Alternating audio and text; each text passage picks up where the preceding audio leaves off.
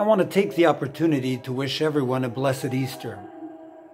And since many friends in the organizations and apostolates that I represent or head have asked me to speak on the current situation, I reluctantly comply with these requests and hereby present this short talk, knowing, however, I may be the object of harsh criticism or even ridicule over the opinions expressed, which are, nonetheless, my own and do not represent the organizations I am connected to.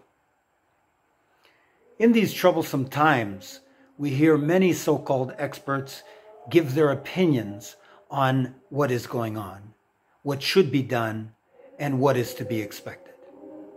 The opinions are so many and varied because the fact of the matter is, no one really knows what's going on. No one knows what to expect or how this is all going to end.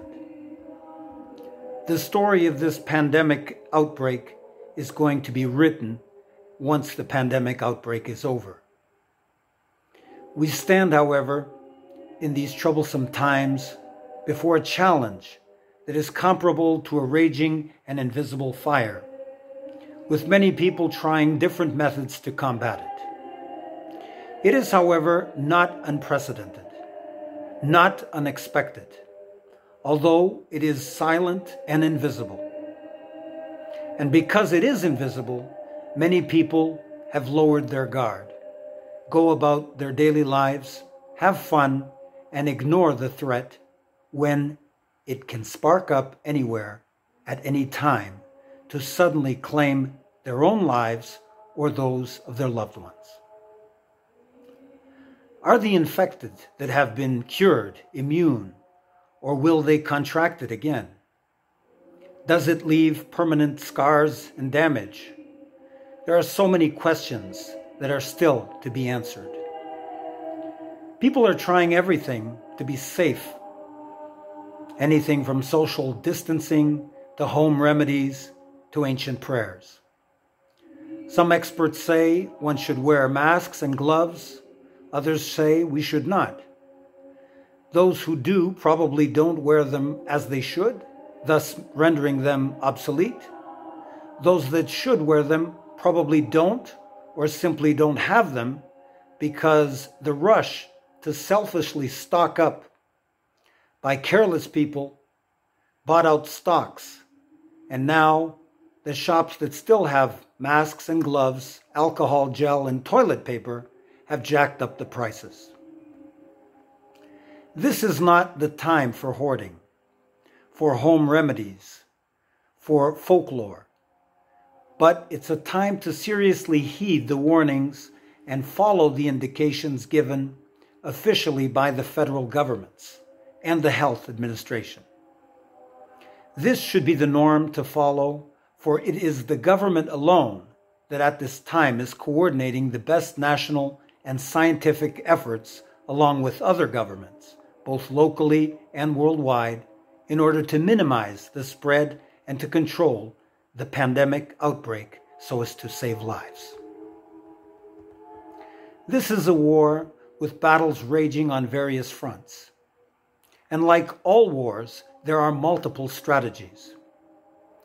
The main one is to stay at home and minimize exposure, contamination, and spread, thus saving the lives of the elderly and most vulnerable who will succumb to this virus. But another idea is to not stop everything and just allow everyone to be exposed so as to create immunity. In this scenario, however, the elderly and the sick may not recover, but it does allow for everything to continue as it was. Which strategy is best? Whilst at first some governments probably contemplated the second, everyone has now opted for the first after seeing the great death toll involved. Many young and elderly have called me from around the world asking for my advice and an explanation of what is going on and if there is, if any, a connection to Fatima, its prophecies, or any other prophecy for that matter. And is this a chastisement from God? Well, not being an expert on anything and trying to simplify the matter for those perhaps less learned than I simply explain that Christian believers and God-fearing folk will look for answers and miracles. A word of warning regarding this pandemic outbreak and the claimed association with prophecies such as Nostradamus, Fatima, Blessed Elena Aelu, Garabandal, psychics, Bill Gates, and other reputable authors. Fatima conspiracy theorists are now using this situation as proof that the consecration of Russia as requested by Our Lady at Fatima in 1917 was not accomplished properly, and that the Sister Lucia who confirmed this was an impostor. Some see this as a chastisement from God for the wickedness of men, for actions of the popes, of bishops, for abortion, euthanasia, etc., etc. For some to say that God sent this chastisement is to blame God for this situation. It is to make him out perhaps to be evil, when he is in fact all merciful, all loving, all good. Some say this is an insult to think such a thing. In fact, it is we who are to blame for this and not God. We bring out these chastisements. We bring them about by our own behavior and for not following God's laws, which should be the basis of all civil law. We have caused untold suffering and deaths throughout the centuries through wars, 2 world wars, weapons of mass destruction, genocides, holocausts, inquisitions, racism, and other man-made disasters caused by our lack of respect, hygiene, and respect for nature and wildlife. The use of radiation, contamination, manipulating weather and crops, creating such pandemics as the bubonic plague, influenzas, AIDS, Ebola, mad cow disease, bird flu, swine flu, SARS, and now COVID-19. Yes, we are to blame for this, for not having been attentive, for having lowered our guard, for permitting social practices that we know would cause such international calamities according to studies. And this is something that's usually followed by violence, scarcity, unemployment, poverty, famine, and plague. Yes, we are responsible for all this. The polar ice caps are melting. Global warming is in effect. The waters are polluted and the wildlife is going extinct. And you do not have to be a prophet to predict what will happen next. But just give us enough time and whatever is predicted to happen will happen. Given the materialistic consumption and total disregard for the consequences in our time, the probabilities have increased and sped up to the realization of these prophecies, to a zombie movie-like scenario. I, for one, was not in the least bit surprised. In fact, perhaps even prepared. I had expected this to happen sooner. Asian tourists we scoffed at for wearing masks and gloves were the wise and silent prophets of doom. It is our own undoing, but being who we are, we're always quick to pass the buck and blame someone else, symbolized with Adam saying, "Hey, Eve made me do it," and Eve saying, "Hey, the snake made me do it." But man does not need God's help to screw things up. And if this is a punishment, it is a chastisement of our own making for our very sins, the sins against each other and against nature and against God.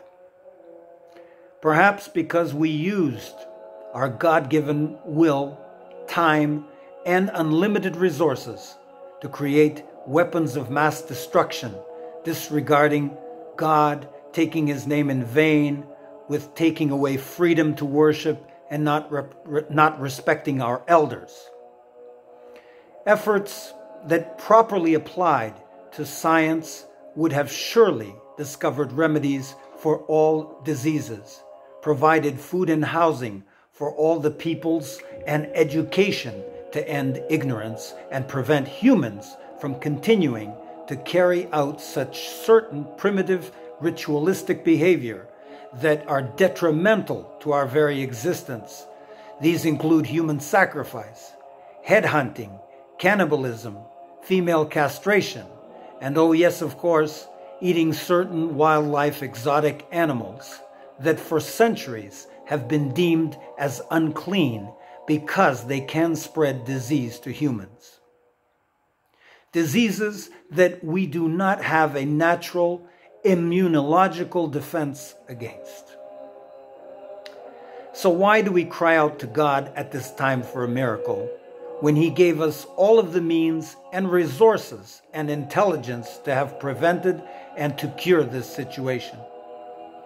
Because we were too busy wasting our time, wasting our money, and wasting efforts on materialism and doing others harm so as not to be outdone by them.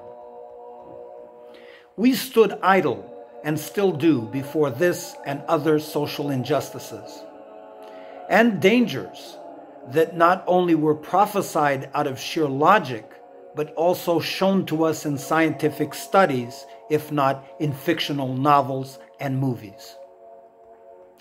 Man has created weapons of mass destruction and total annihilation of this planet. Are we insane? Nature can do this on its own. It has done in the past. It will again. Supervolcanoes, earthquakes, flash floods, meteors, tsunamis, hurricanes, blizzards, solar storms, viruses. So why not work to prevent this or lessen the tragedies when they will happen? If we can go to the moon, then surely we can find a cure to a simple thing like cancer or a virus, and to so many other problems, had we only focused on good rather than evil, on charity rather than materialism, and competing not to be outdone by our neighbor. Jealousy is healthy, as it moves us to strive to work harder to achieve what others have obtained. But envy, however, is unhealthy. It possesses us to appear to be better and to have more solely out of pride and vanity.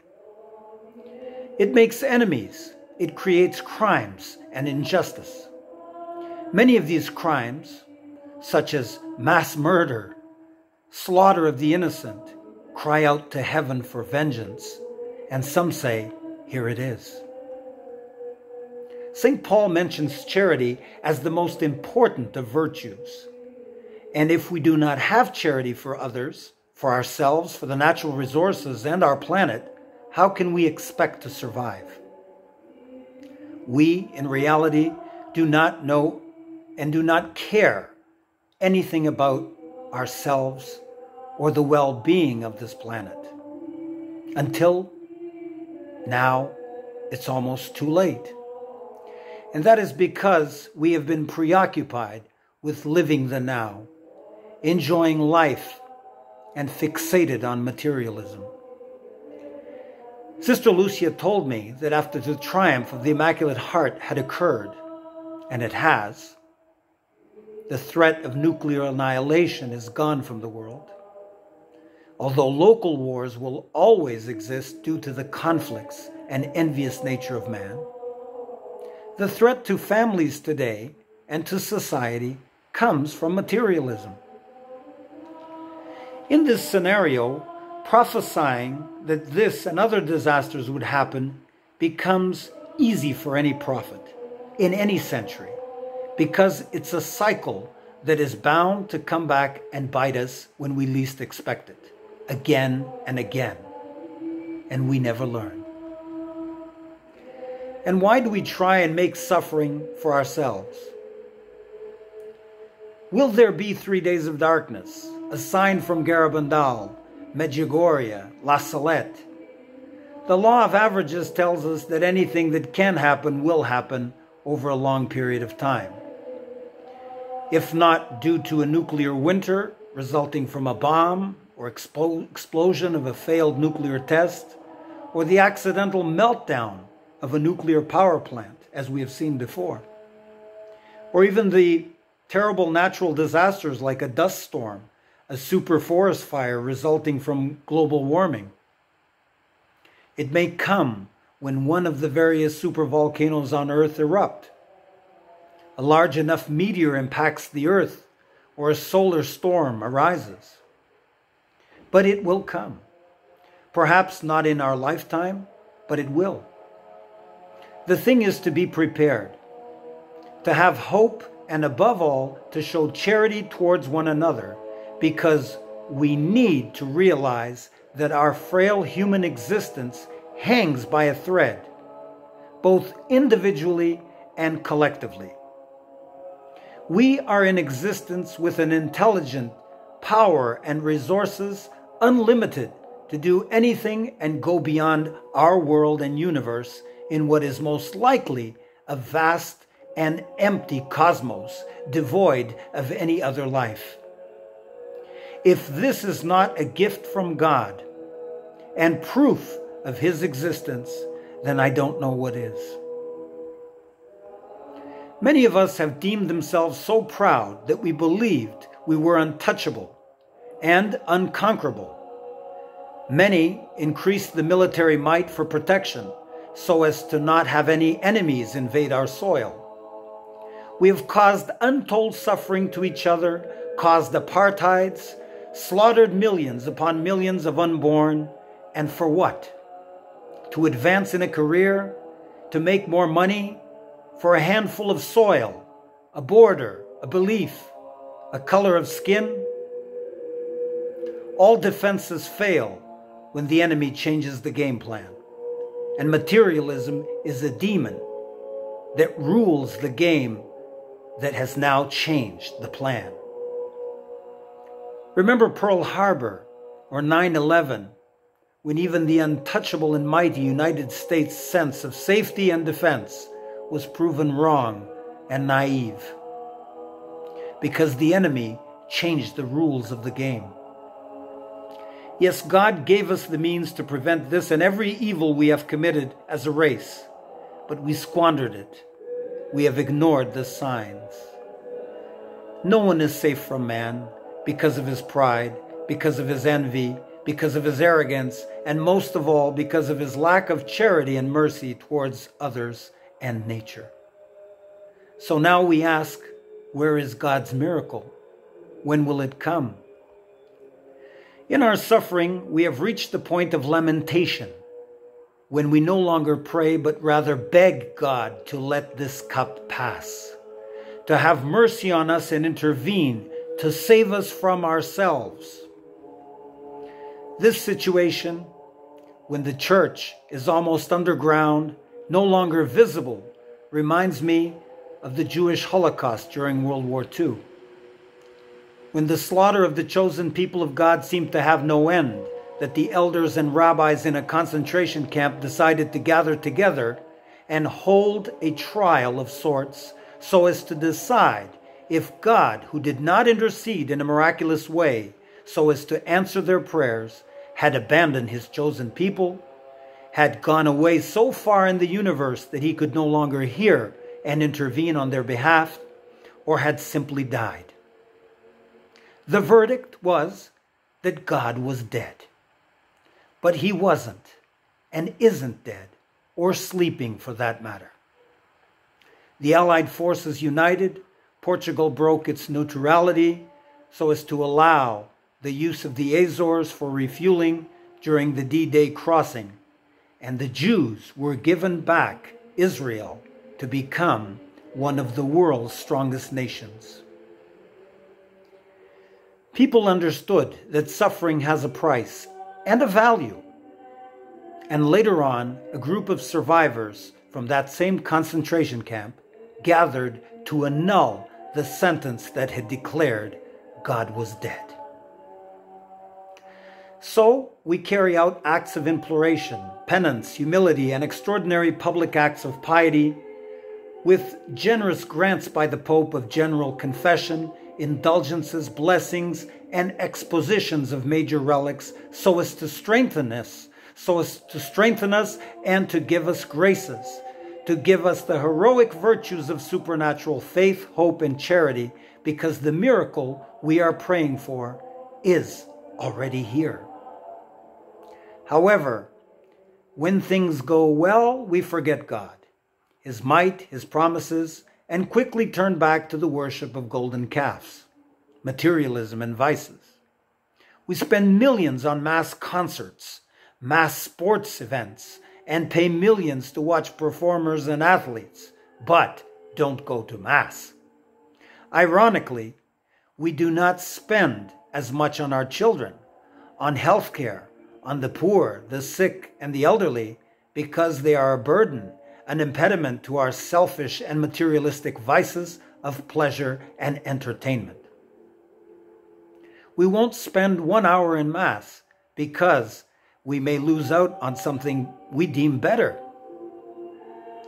But people leave their elderly abandoned in hospital emergency wards during Christmas, Easter, and summer holidays, just so they can go out and have fun for the holidays, forgetting how these parents cared for them when they could not.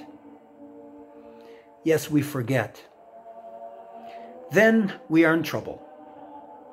We get angry and frustrated because God does not answer our pleas in our time when we want it. And so we blame Him and say, this is His chastisement, when in fact it is ours. Christ told us when He healed the blind man to stop blaming God for such things, and that man's blindness was not a punishment for his or his parents' sins. It was a birth defect that today can be probably pinpointed from anything to exposure to pollution of our waters, malnutrition, the quality of the air we breathe, excess exposure to sunlight or radiation, the excess of chemicals in our foods, or the consumption of drugs and alcohol. But again, it's easier to blame God, or the devil for that matter, when God gave us free will. When these things come naturally, or it is we ourselves who have caused them and are to blame.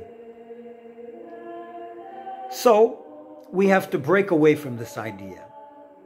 As Christ Himself warned the Pharisees, who were the doomsday prophets of the time, being ignorant in a quick explanation for things that we do not know about, that don't fit the norm, is the blind leading the blind, as Christ referred.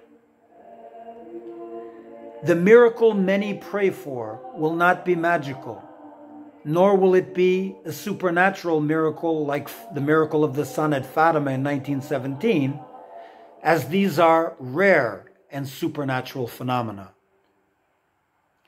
This earthly plane is our play center, and we call it home. It comes, however, equipped with everything we need for this game and for our survival. God already gave us the means in the millions of people who are working to research for a cure, to heal and protect. God is present in those who are helping. God is not the calamity. He is the cure, working in the scientists and computers and doctors and nurses, the firemen, the policemen, the armed forces, the government and health organizations, the postal workers, the food processors, the cooks, and those staying at home.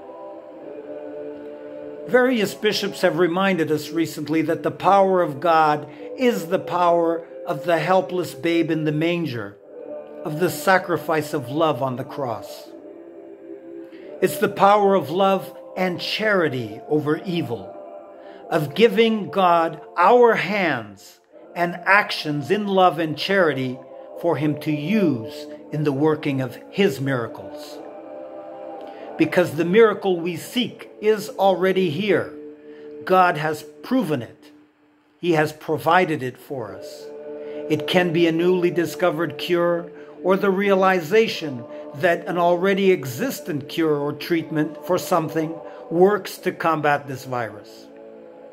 It is men and women working as brothers to put an end to this pandemic and to prevent its spread. It's caring for the sick. It's burying the dead. Jesus, whilst on earth, did not heal all of the sick and lame in the world, but only some. And these miracles were meant to be signs, signs to confirm his nature and one in being with the Father, signs of his omnipotence and power, and signs of the truth of what he preached and taught, but also signs of warning. And so it is that these things that come to us can also be seen as signs of punishment for our sins, of chastisement, of a need to have a greater recourse and dedication to God, to prayer, to moral values, to family, and to the practice of charity with others. Many rush to consecrate themselves and nations to God and the Blessed Mother for protection. This is usually done to prevent calamities and should be renewed about every 10 years as old generations pass and new generations come of age, or else these are renewed during public calamities. For Catholics, these consecrations and enthronements of the images of the Sacred and Immaculate Hearts of Jesus and Mary were always a tradition to protect the family and the home in times when the laity was called to be the domestic church. To keep the church alive in times of similar conditions and restrictions of the sacraments during wars, invasions, plagues, persecutions spanning the last 2,000 years. The family is the stem cell of society. It will emerge to restore society. Is Our Lady as Divine Mother and Divine Nurse present in this current pandemic outbreak? We can see a sign of this, perhaps, in the fact that the first confirmed case of this illness was detected on the Feast of the Immaculate Conception, December the 8th of 2019. Is this then a sign of a call for a personal and collective renewal of consecration to the Immaculate Heart of Mary? To consecrate is to set aside, to dedicate, and use a specific thing, person, or place for a particular cause. In this case, the consecration to Christ the King and Mary the Queen is asking that they look after us as their particular things, as their own, to reign as sovereigns in the home and to protect and guide their subjects. The bishops of Portugal and Spain have renewed the national consecrations of these two sister countries, so that Our Lady's two arms, in the words of Saint José Maria Escrivá de Balaguer, can again embrace and re-evangelize the world. Many countries joined in, and also the Filipino bishops, through the efforts of the Alliance of the Holy Family, Apostolate of the Two Hearts. From Walsingham Shrine in England, there was a unified appeal for a novena of Catholics, Anglicans, and Protestants to rededicate, consecrate England as Mary's dowry. A loving way of saying that they are entrusting the nation to Our Lady as Mother and Queen. The Pope did this for everyone symbolically before the miraculous crucifix and the icon of Our Lady Salus Populi Romani. It is this consecration to the two hearts of Jesus and Mary, allowing them to reign in every home, that is the beginning of the new God awareness, which equals a miraculous sign of awareness to the proper values, morals, and ideals that should govern society and our relationship with each other and with nature. This pandemic should be a sign and awakening to what is truly important in this life. and for our souls in eternity.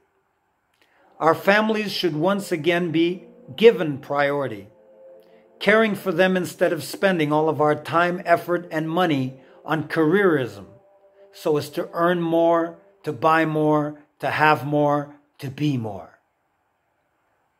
In the words of Fulton Sheen, those who do not have it on the inside must wear it on the outside. This can be religious medals worn out of superstitious talismans, awards worn out of pride instead of merit. Charity and service is doing what each of us must do to help one another during this pandemic outbreak. It should not be seen as something so abnormal that it causes us to call it heroism.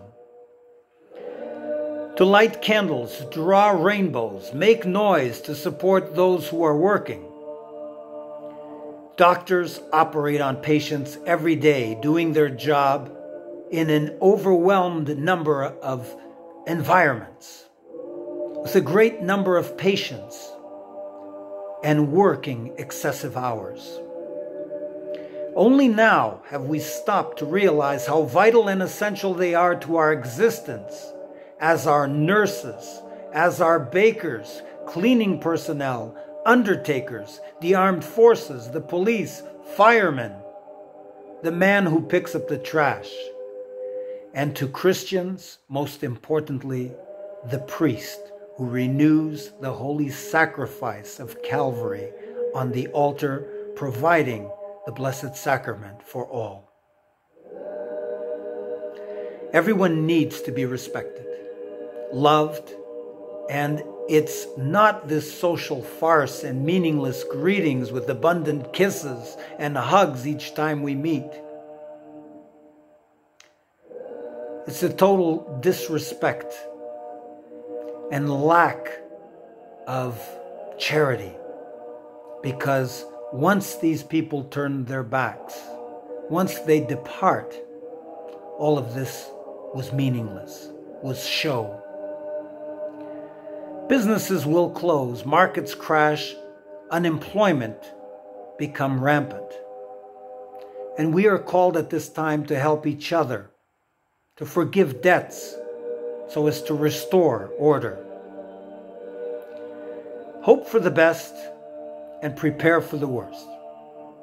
Things will eventually get better. When? In God's good time.